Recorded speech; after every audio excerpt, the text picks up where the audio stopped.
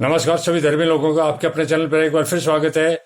आज भी हम ज्योति मौर्य एसडीएम पर बात करेंगे, क्योंकि ये समाज के लिए जरूरी है कि इस कलयुग के अंदर इस तरह के व्यभिचार बढ़ेंगे और तलाक इत्यादि जो सामाजिक पारिवारिक स्थितियां हैं, जो परिवार टूट रहे हैं, इसी पर मैं चलूंगा।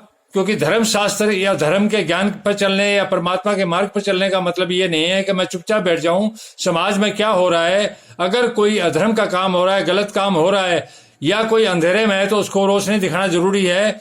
इसी को मद्देनजर रखते हुए मैं न ज्योति का पक्ष ले रहा हूं, न उसके पति पहले वाले का, न बाद वाले का, न किसी अन्य संसार के व्यक्ति का। मैं निष्पक्ष रूप से एक परमात्मा और उसके कानून पर ही चलने वाला व्यक्ति हूं, उसी पर चलता रहूंगा।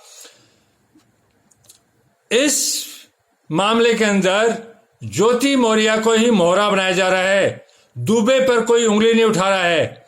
जबकि ज्योति मौर्य एसडीएम को इस दुबे ने व्यभिचार के गर्त में डालना चाहा और गलत उसका मकसद यही था और डाल भी दिया एक सीमा तक तो, और इसको समाज में फैला दिया। इसका सबसे बड़ा दोषी दुबे है, क्योंकि बिना पुरुष के स्त्री इस तरह के रास्ते पर अकेली नहीं जाएगी। पहल ऐसे व्यभिचार के मामले में या किसी प्रेम प्रसंग के मामले में पहल पुरुष करता है, स्त्री नहीं करती है। यह नियम है और नियम बदलता नहीं है। ज्योति मौर्य पुरुष प्रधान समाज तुझे अबला बनाना चाहता है। ज्योति मौर्य पहले अबला थी, अबला से सबला शक्तिशाली बनी, एसडीएम बनी, मेहनत की, लोगों ने मदद की, पति ने मदद की, सारी बातें सब सही है। लेकिन इस ज्योति मौर्य की पावर को, शक्ति को और इसकी उन्नति को पुरुष प्रधान पचा नहीं पा रहा है। ज्योति मौर्य पुरुष प्रधान समाज तुझे अबला बनाना चाहता है, लेकिन तू अबला नहीं तुझे कोई अबला नहीं बना पाएगा। तू सबला की सबला शक्ति सहित रहेगी। यह पुरुष प्रधान समाज तुझे झुक कर सलाम करेंगे और तुम पर जो उंगली उठा रहे हैं वे कल प्रशंसा करेंगे। यही जीवन का जल है जो मैं परमात्मा के पुत्र ईसा के माध्यम से तुझे अभी देता हूं, और जो तुझे अभी प्राप्त होगा और तू सबला बनी रहेगी। जो परमात्मा के पुत्र ईसा ने सामरी स्त्री को बताया था, जब सामरी स्त्री को कोई कुछ नहीं बिगाड़ पाया तो तेरा कोई क्या बिगाड़ पाएगा। जब सामरी स्त्री का कोई कुछ नहीं बिगाड़ पाएगा, तेरा कोई क्या बिगाड़ पाएगा। तेरा गंधर्व विवाह निश्चित है और तीसरे पुरुष से विवाह होगा, वही तेरे योग्य होगा। वह पुरुष इस संसार में मौजूद है और परमात्मा के पुत्र की महिमा से तुझे जल्द वो मिल भी जाएगा। यह नियम है, इसको कोई बदल नहीं सकता। आमीन।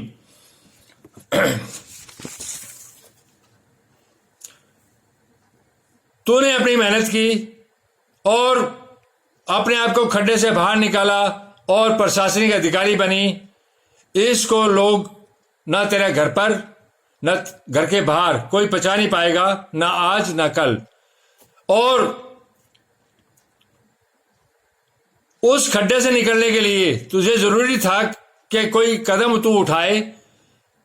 हर पुरुष, हर स्त्री चाहती है कि वो अपना बेहतर जीवन जिए। इसके पीछे जब कोई पत्नी, कोई स्त्री अपने पति को तलाक देना चाहती है, उसको छोड़ना चाहती है, उसके पीछे गंभीर कारण होते हैं।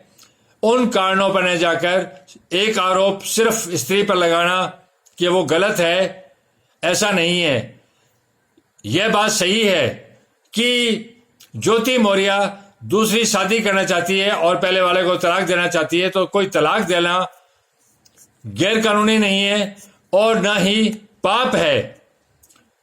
कोई भारी कमी होगी तो न्यायालय तलाक को मंजूर कर लेगा और ये दूसरी शादी कर लेगी। 2 बच्ची बताई गई है, 2 बच्ची अगर है तो ये सक्षम है, ये बच्चियों को पाल सकती है और उस पहले वाले पति से ज्यादा बेहतर तरीके से पाल सकती है। और जो जिस पुरुष से ये शादी करेगी, ये बच्चियां उसके लिए भी वरदान बन जाएगी, वो इनको बच्चों की तरह भी पालेगा। तो आप सारा दोष ज्योति मौर्य को नहीं लगा के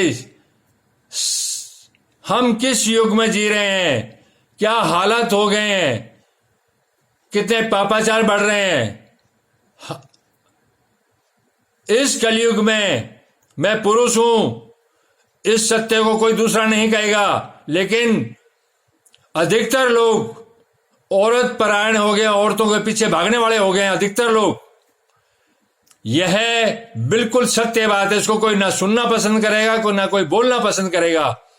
तो औरतें क्या करेगी? ऐसे हालात समाज में हो गए हैं, हर एक को दूसरी चाहिए, तीसरी चाहिए, कहां से आएगी? लेकिन औरत जब इस तरह का कदम उठाती है, एक खड्डे से निकलने के लिए दूसरे, तो उसको व्यभिचारी लोग मिलते हैं और गुमराह करके अपना व्यभिचार की पूर्ति करके और उसको समाज में कलंकित करके छोड़ देते हैं, और लोग उसको दूसरे रूप में लेते हैं। यह गलत है। ज्योति मौर्य पवित्र है आज भी, और वो पवित्रता की हदें उसने नहीं पार की है। वो गुमराह हो गई, उसको गुमराह किया इस दूबे ने एक शादी का आश्वासन देकर। इसने इस पर विश्वास किया, इसी विश्वास ने इसको इस गर्त में डाल दिया। तो समाज का और औरतों का भी दायित्व बनता है इसको इस गर्त से निकाले। और आपको क्या लगता है परमात्मा नहीं है? परमात्मा है, और परमात्मा का जो प्रकटीकरण है किसी भी धर्म शास्त्र में, चाहे वो गीता हो, बाइबल हो, तौरात हो, इंजील हो, वेद हो, कुरान हो, वेद हो, रामायण हो, गीता हो, या दुनिया का कोई भी धर्म ग्रंथ हो, परमात्मा के रूप को किसी ने नहीं देखा, परमात्मा को कभी किसी ने नहीं देखा।